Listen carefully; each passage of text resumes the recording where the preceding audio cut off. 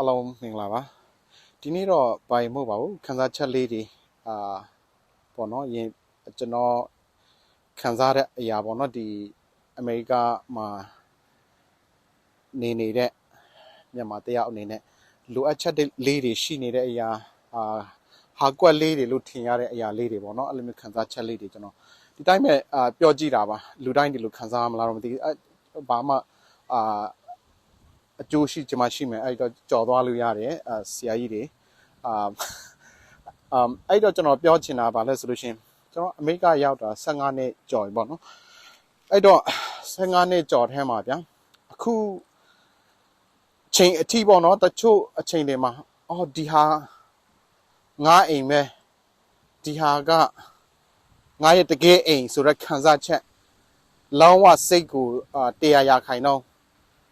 အဲ့လိုမျိုးငါအိမ်ကိုရောက်နေပြီအိမ်မှာနေတယ်ဆိုတော့ခန်းစားချက်မျိုးတစ်ခါလင်းမရှိဘူးပေါ့နော်မရှိနိုင်ဘူးအခုနောက်ပိုင်းမှာပဲကျွန်တော်ကကလေးအိမ်ထောင်ကြားပြီးတော့ကလေးရှိမှပဲအဲ့ဒီခန်းစားချက်ကပို့ပြီးတော့ခိုင်မာလာတယ်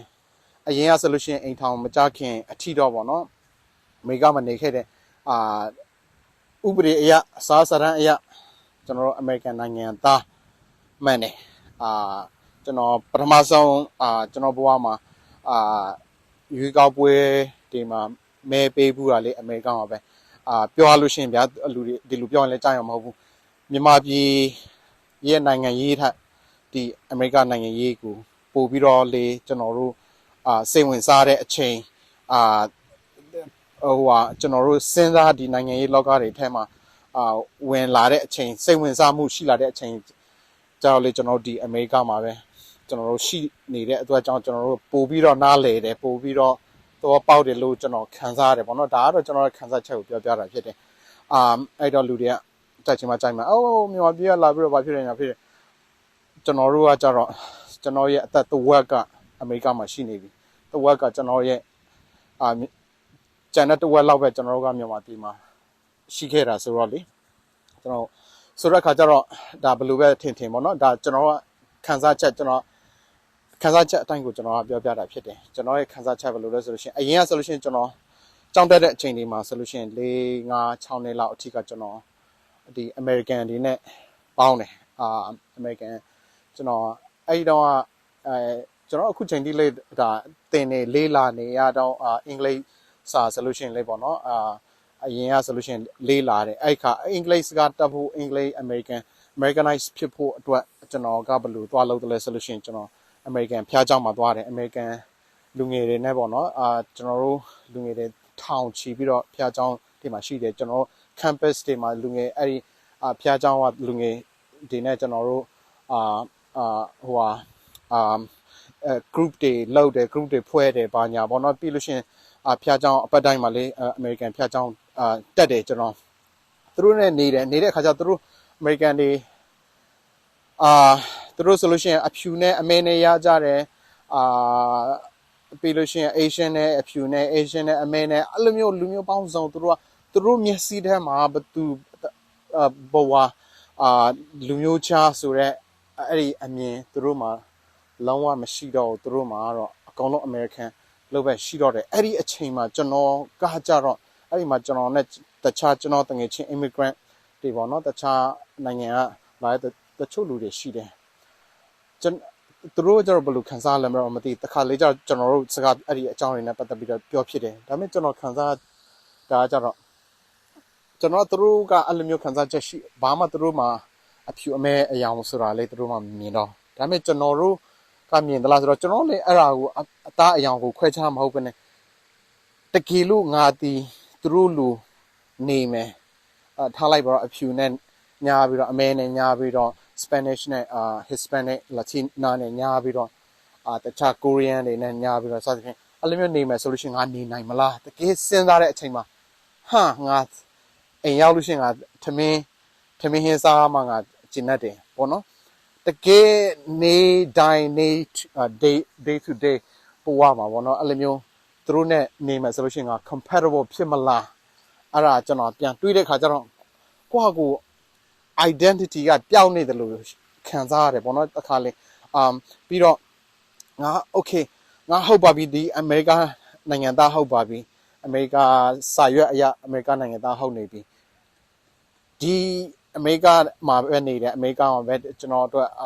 ဒီအခွင့်အရေးတွေလုပ်ပေးတယ်အကြောင်းတက်ခွင့်လေးပေးတာအမျိုးစုံအခါကျဒီနိုင်ငံကိုအရင်ချစ်ပြီးတော့ဒီနိုင်ငံအတွက်ငါအသက်ပေးပြီးတော့ကာကွယ်မယ်အသက်ဟိုလိုမျိုးထိအဲ့လိုမျိုးစဉ်းစားပြန်တော့လေအလောက်ထိကိုငါအဲ့လိုမျိုးလှုပ်ဖို့အတွက်ကိုစဉ်းစားတဲ့အခါကျတော့အလောက်ထိလေကိုကတော့ထားလိုက်ပါတော့ချစ်လို့ဒီနိုင်ငံအတွက်အသက်ပေးမယ်စစ်တပ်ထဲဝင်မယ်တဘောလုံးမယ်ထားပါအောင်ဒါပေမဲ့ဒီနိုင်ငံကတော့ကိုအဲ့လိုမျိုးပြန်ကြိုးဆိုသလားဒီနိုင်ငံဆိုတာထက်ဒီနိုင်ငံကတော့လူတွေစုပေါင်းပြီးတော့နေတဲ့နိုင်ငံဖြစ်တဲ့အတွက်ကြောင့်ဒါဘသူဘဝလို့အတိအကျပြောလို့မရဘူးဒီနိုင်ငံကတော့ကိုယ်လက်ခံမယ်ထားအများစုဒီနိုင်ငံကအများစုတွေကြာကိုမြင်တယ်လို့သူတို့ကမြင်မလားဆိုတဲ့ဟာလေးကိုပြန်စဉ်းစားကြကြငါကဘသူလဲငါ identity ကဘယ်မှာလဲ Burmese American ဆိုတာဘယ်လိုမျိုးလဲငါတို့ရဲ့တိတန့် identity ကဘာလဲအဲ့လိုမျိုးတွေကျွန်တော်မေးခွန်းတွေထုတ်လာတယ်ပေါ့နော်ဟုတ်ကောအဲ့တော့ပြီးတော့နေတဲ့အချိန်မှာကိုကလူပြိုလူလွတ်ဖြစ်တဲ့အတွက်ကြောင့်လေးပါပါတယ်တစ်ဖက်မှာပေါ့နော်ဒါငါအိမ်ပဲဆိုတော့အဲ့ဒီခံစားချက်လုံးဝတရားရခိုင်တော့အပြစ်ခံစားချက်မရဘူးအဲ့ဒါကြောင့်ကျွန်တော်2014မှာပေါ့နော်2014မှာမြန်မာပြည်ပြန်သွားတယ်မြန်မာပြန်သွားတော့အဲ့ဒီမြန်မာပြန်ငါအိမ်ပေါ့နော်အဲ့တုန်းကတော့ခံစားချက်မြန်မာပြန်ငါအိမ်ဆိုတဲ့ခါကျတော့မြန်မာပြည်ပြန်လို့ရှိရင်တော့ဒီခံစားချက်လုံးဝပျောက်သွားရင်ပေါ့နော်ငါကိုအိမ်ဆိုတဲ့ခံစားချက်ပြန်ရမယ်နှွေးထွေးမှုပြန်ရမယ်ဆိုပြီးတော့မြန်မာပြည်ပြန်သွားတဲ့အခါကျတော့တကယ်မြန်မာပြည်ရောက်တဲ့အခါကျတော့ဟုတ်တယ်မိဘရဲ့နှွေးထွေးမှုတွေရတယ်ကိုမွေးခဲ့တဲ့အိမ်မှာပဲကျွန်တော်နေခဲ့တာဒါပေမဲ့အဲ့ဒီမှာနေပြန်တဲ့အခါကျတော့ငါအိမ်ကအမေရိကမှာပါလားဆိုတဲ့ခံစားချက်ကဖြစ်သွားပြန်ရောအဲ့ဒီဟာမြန်မာပြည်မှာနေတစ်ပတ်နှစ်ပတ်သုံးပတ်လောက်နေတယ်အဲ့ဒီခံစားချက်ကငါရဲ့အိမ်ကအမေရိကမှာဆိုတဲ့ဟာဖြစ်သွားပြန်တယ်အဲ့ဒီမှာလေကိုယ့်အိမ်လိုမျိုးခံစားချက်မရှိပြန်တော့ဘူးရောက်သွားအဲ့ဒါနေတာမကြလို့လားဆိုပြီးတော့စဉ်းစားမိတယ်အဲ့နဲ့2019မှာကျွန်တော်ပြန်သွားတယ်19မှာပြန်သွားတယ်ခံစားချက်အပြည့်မရတော့မိဘရဲ့နဲ့တွေ့တာမိဘနဲ့စကားပြောတာဒါတွေကတော့ကျွန်တော်မိဘနဲ့ဟိုပါပေါ့နော်နှွေးထွေးမှုရတယ်မိခင်ရဲ့မိဘရဲ့နှွေးထွေးမှုတွေရတယ်ဒါပေမဲ့ခုနပြောသလိုငါအိမ် home ဆိုတဲ့ခံစားချက်အဲ့ဒီအပြည့်ကိုအဲ့ဒီမှာလည်းမရှိနိုင်ပြန်ဘူးဖြစ်နေတယ်ဒါကတော့ကျွန်တော်ရဲ့တူတယောက်တည်းရဲ့ခံစားချက်ပဲလားဒါမှမဟုတ်အမေရိကမှာရောက်တဲ့လူမြန်မာပြည်သားတွေအကောင်လုံးရဲ့ခံစားချက်လာတော့မပြောတတ်ဘူးဒီလိုပြောလို့တချို့လူတွေကplane လောက်ချင်းလူတွေအများကြီးမြန်မာပြည်တော့ပြီးတော့ဗာဖြစ်ညာပြီးအမေရိကမှာနေပြီးတော့တချို့လူတွေအမေရိကမှာနေအမေရိကတရားရခိုင် embrace မလုပ်နိုင်ဘူးဒါကတော့ကျွန်တော်ကတော့ဘုံဝင်လေကျွန်တော်ရဲ့ခံစားချက်ကိုပြောပြတာဖြစ်တယ်လူတိုင်းလည်းရှိချင်မှရှိမယ်အခုချိန်ကကြတော့အခုချိန်မှာကလေးတွေရှိလာတဲ့ခါကျဒါကလေးတွေမှာ तू ကဒါပဲသိတော့ဒါသူတို့ရဲ့အိမ်ဆိုတာဒါပဲသိတော့မြန်မာပြည်ဆိုတော့ဘာလဲတခါအများကြီးရှင်းပြအရန်လည်းကလေးကလည်းအရန်မကြည့်သေးတော့ရှင်းပြလို့မရဘူးဖြစ်နေတနေ့ကြည့်မှပဲရှင်းပြလို့ရအောင်ပါပေါ့နော်အဲ့လိုမျိုးဆိုတော့အခုကြမှာကလေးတွေကသူတို့ရဲ့အိမ်ဖြစ်နေတဲ့ခါကျတော့သူတို့ရဲ့အိမ်ဖြစ်အောင်သူတို့ရဲ့ home ဖြစ်အောင်ကိုကလေးပို့ဖန်တီးလာတယ်သူတို့ကနေပြီးတော့သူ့ရဲ့အိမ်အဖြစ်နဲ့နေတဲ့ခါကျတော့ကိုကလေးပို့ပြီးတော့ခန်းစားချက်ပို့ပြီးတော့အချိန်ကြာလာတဲ့အတွက်ကြောင့်လေးဖြစ်နိုင်တယ်ပေါ့နော်ဒါကတော့အကြောင်းအမျိုးကြောင့်အဲ့လိုမျိုးဖြစ်လာတယ်ကျွန်တော်ခန်းစားချက်အဲ့တော့ကျွန်တော်တို့မှာဒီ identity ကရှာဖို့ခက်တယ်ပေါ့နော် identity ကပြီးတော့ကိုကဒီမှာတရားရခိုင်တော့ငါဒီမှာပဲဆိုပြန်တော့လေဒီမှာကိုနဲ့ကြီးလာကိုနဲ့မွေးပြီးတော့ကြီးလာတဲ့ငယ်ချင်းတွေကမရှိဘူးအခုမှပတ်ဝန်းကျင်နဲ့ကိုကြောင်တက်တဲ့လူကိုအိမ်နီးနားချင်းတွေ high လောက်ပဲပြောမယ်စကားပြောရင်လည်းပြောဒါပေမဲ့တကယ် deep connection ငါပတ်စံမရှိလို့အိမ်လောက်ခမပေးရင် तू ကပေးနိုင်လောက်တဲ့တငယ်ချင်းအလိုမျိုးတငယ်ချင်းအစင်ပေါ့နော်ငါစားစရာမရှိတဲ့ချိန်မှာအိမ်ပေါ်ခေါ်တင်မယ်ဆိုတော့အစင်လောက်ခင်မင်းတဲ့တငယ်ချင်းတွေဆိုတာဒီမှာမရှိဘူးအမှန်တိုင်းပြောရလို့ရှင်အဲ့လိုမျိုးမိတ်ဆွေတွေမရှိဘူးဆိုတော့ဒီမှာပေါ့နော်ကျွန်တော်တို့တခါလေကျတော့ကျွန်တော် identity ကဘာမှလဲဆိုတဲ့ဟာမိခွန်းနဲ့ကိုယ့်ဟာကိုထုတ်လာတယ်ပေါ့နော်ကျွန်တော်ဒါကတော့ဒီ log အမြင်နဲ့identity ပြောတာဒါ spiritual တွေပါတယ်ကျွန်တော်မ မပြောချင်ဘူးဆိုတော့အဲ့လိုမျိုးပေါ့နော်အဲ့လိုမျိုးခံစားချက်ရှိရဲ့အခုကြောင့်မှတဖြည်းဖြည်းဒါကိုယ့်ရဲ့ home လိုမျိုးခံစားလာကလေးတွေကြောင့်ပေါ့နော်အဲ့ဒါရှိတယ်လူပြိုတွေအမေကမနေတဲ့လူပြိုတွေအခုဒါကလေကျွန်တော်တို့အဲ့တော့ဒါလေးပေါ့နော်ကျွန်တော်တို့နိုင်ငံရေးမြော်အပြေအခြေအနေကြောင့်နိုင်ငံခြားမှာရောက်သွားတယ်လူတိုင်းကတော့ကျွန်တော်ထင်တယ်ကိုယ်နိုင်ငံဒါကောင်းမယ်ဆိုလို့ရှိရင်ကိုယ်နိုင်ငံကိုမွေးတဲ့နေရာကိုကြည်ပြင်းလာတဲ့ကိုနဲ့အတူကြည်လာတဲ့လူတွေနဲ့တီးတဲ့လူတွေနဲ့တော့နေချင်ပါပဲဒါပေမဲ့အကြောင်းနေရာတကာရောက်သွားတဲ့အခါအနေနဲ့အများတော့ကျွန်တော်ထင်ဒီခန်းစားချက်တော့ရှိကြလိမ့်မယ်ချက်ချင်းဘယ်သူမှအမေရိကရောက်တာနဲ့တနေ့နဲ့အမေရိကန်လူမျိုးနေမယ်ဆိုတာတော့ဘယ်သူမှရှိလာမယ်မထင်ဘူးကျွန်တော်အခု15နှစ်ရှိကြော်ပြီးဒါတောင်မှပေါ့နော်အဲ့လိုမျိုးခန်းစားချက်အပြည့်100ရခိုင်တော့ထားလိုက်ပါကျွန်တော်နေတာစတာတောက်တာတော့ပို့ပြီးတော့ဒီမှာအနေကျသွားပြီမျိုးအပြည့်ပြန်သွားကြည့်လိုက်ဘယ်သူမဆိုဒီအမေရိက9နှစ်လောက်နေပြီလူမျိုးအရင်ဆုံးဖြစ်တာပါလဲဆိုတော့အနေမကောင်းဖြစ်မယ်ဝမ်းသွားမယ်ဒါမျိုးတွေဖြစ်တယ်ဒါကတော့ထားလိုက်ပါဆိုလိုတာဒီမှာကြံတဲ့ကိစ္စတွေမှာကျွန်တော်အကုန်လုံးအနေသားကြားသွားပြီဒါပေမဲ့တကယ်ဒါကငါးနိုင်ငံဖြစ်တဲ့အတွက်ကြောင့်ဒီနိုင်ငံအတွက်ငါ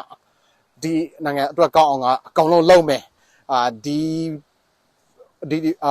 သမရအတွက်ဒီပါတီအတွက်ပတ်စံလူမဲ့ပါညာအဲ့လောက်ထိကွာလုံနိုင်သလားဆိုတဲ့ခါကျအခုချိန်ကြီးကျွန်တော်ဘယ်ပါတီကိုမှမဲပေးတာဒါပေမဲ့ဘယ်အလူမှကျွန်တော်ပေးနိုင်လောက်တဲ့အထိပေါ့နော်ဒါကတော့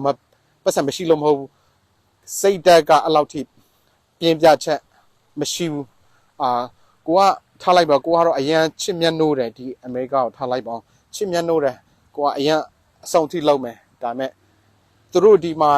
အများဖြစ်နေတဲ့သူဒီမှာမွေးလာတဲ့အမေရိကန်တွေကကို embrace လုပ်နိုင်မလားအဲ့ဒါပေါ့နော်ကျွန်တော်မပြောတတ်ဘူးအဲ့တော့အဲ့ဒါကိုလေကျွန်တော်တို့အမြဲတမ်းကြည့်တယ်ပေါ့နော်အဲ့တော့ကျွန်တော်တို့ရဲ့အခြေအနေကဒီလိုရှိတယ်ဆိုတဲ့ဟာကျွန်တော်ခန်းစားချက်ပေါ့နော်အဲ့ဒါကိုပြောပြရုံပါလူတိုင်းကရှိချင်မှရှိမယ်လူတိုင်းကဒါငါအမေရိကန်ကနေတယ်တက်လုံးလေးဒီမှာပဲနေတော့ဖြစ်တဲ့အတွက်ကြောင့်အမေရိကန်ကငါအိမ်ပဲလို့ခန်းစားချက်ရှိတဲ့လူရှိနိုင်တယ်ဆိုလူရကြတော့ငါအိမ်ကမြန်မာပြည်ငါမွေးမြန်မာပြည်ဖြစ်တဲ့အတွက်ကြောင့်တနေ့ပြန်သွားတနေ့ကောင်းအောင်လုပ်ကိုတိုင်းပြည်ကောင်းအောင်လုပ်ဒါရှိမှာပဲကျွန်တော်တို့လေလူတိုင်းကကိုတိုင်းပြည်ကောင်းအောင်လုပ်ချင်ကြတယ်ကျွန်တော်လေအရင်ကစူးစမ်းခဲ့မှုတယ်အများကျွန်တော် solution ဒီ project တစ်ပင်တွေ site ဖို့သဘောပေါင်းခြင်းထိမ့်ဖို့ကိစ္စကိုကျွန်တော် research အများကြီးလို့ကို data မှာကိုမွေးခဲ့တဲ့နေရာမှာကျွန်တော်နေချင်သေးလားအဲ့ဒီမှာအခုပြန်သွားနေမယ်ဆိုတော့ကျွန်တော်နေချင်မှာမဟုတ်နေလေးမနေနိုင်ဘူးကျွန်တော်မီးမရှိ internet မရှိလမ်းပဆက်သွေးမရှိတဲ့နေရာမှာကျွန်တော်ပုံဝင်လင်းပြောရလို့ရှိရင်ကျွန်တော်မနေနိုင်တော့ဒါမဲ့တန်းစင်ရှိတယ်တန်းစင်မရှိဘူးလားဆိုတော့မဟုတ်တန်းစင်အရင်ရှိတယ်ကောင်းစေချင်တယ်တုတ်တက်စေချင်တယ်ပေါ့နော်ဒါကတော့အမှန်တရားပဲဒါမဲ့ခန်းစားချက်ကကျွန်တော်တို့ခန်းစားချက်ပေါ့နော်ဒီဖက်မှာလေး100ရာခိုင်နှုန်းတနေ့ကျတော့ကျွန်တော်ထင်တယ်ဒီဖက်မှာလေး100ရာခိုင်နှုန်းဖြစ်နိုင်လို့ရှိရင်တော့ပေါ့နော်ဒီမှာလေး100ရာခိုင်နှုန်း embrace လုပ်နိုင်မယ်ဟိုဖက်မှာလေး100ရာခိုင်နှုန်းအဲ့လိုမျိုးထားနိုင်မယ်ဆိုလို့ရှိရင်တော့အကောင်းဆုံးပဲခုလောလောဆယ်မှာဟိုဖက်လက်100မရှိဒီဖက်လက်100မရှိအဲ့လိုမျိုးဖြစ်နေတယ်စိတ်ကပေါ့နော် identity ကြားထဲမှာကျွန်တော်တို့ identity ကနဲ့ပြန်ပြီးတော့ရှာရမယ်အခြေအနေဖြစ်နေတယ်ဒါကတော့ကျွန်တော်ခန်းစားချက်ပွင့်လင်းတဲ့ခန်းစားချက်ပဲဖြစ်ပါတယ်ကဲခင်ဗျားတို့လည်းမိတ်ဆွေတို့လည်းဒီလိုမျိုးခန်းစားချက်ရှိတယ်ဆိုလို့ရှိရင်လည်းနေပါ share ကြပါအောင်share လည်းလုပ်ကြအောင်ကျွန်တော်လောက်ပါပဲကျေးဇူးတင်ပါတယ်